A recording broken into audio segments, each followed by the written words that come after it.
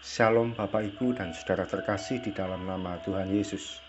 Dimanapun Anda berada dan dimanapun Anda bisa mendengar rekaman ini, kita bertemu dalam program 125 menit untuk edisi hari ini.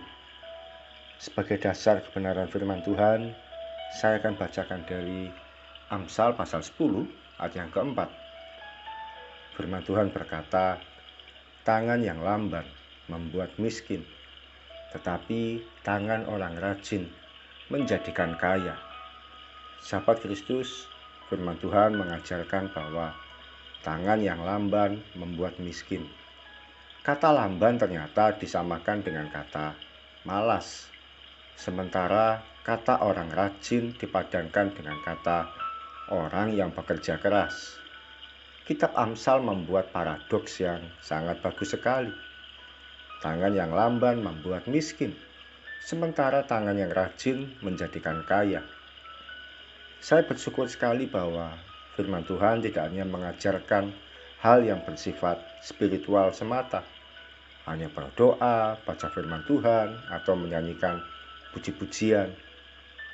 Firman Tuhan juga mengajarkan kita untuk menjadi seorang yang rajin untuk bekerja keras. Ketika kita bekerja keras, maka kehidupan kita akan berhasil, cita-cita kita tercapai, dan banyak hal yang selama ini menjadi impian akan bisa kita raih. Adakah kita selama ini menjadi orang yang rajin bekerja keras, atau hanya menjadi orang yang lamban atau malas? Sahabat Kristus, menyedihkan sekali ketika banyak orang yang hanya memilih untuk rajin berdoa, tapi malas untuk bekerja. Lalu dari mana dia akan mendapatkan rezeki? Kehidupan spiritual dan natural tetap harus berjalan dengan seimbang. Orang yang rajin berdoa juga harus rajin bekerja. Orang yang rajin baca firman Tuhan juga harus rajin mencari nafkah. Kata bekerja bisa juga diartikan dengan belajar. Seorang pelajar atau siswa tidak cukup hanya dengan berdoa, lalu nilainya menjadi bagus. Dia harus menyediakan waktu untuk belajar dan membaca buku untuk menambah ilmu yang dimilikinya.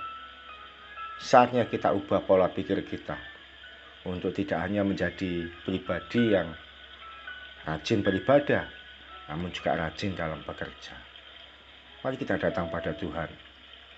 Tuhan Yesus, kami mengucap syukur untuk firman-Mu yang Engkau berikan, tanamkan, taburkan bagi kami semua.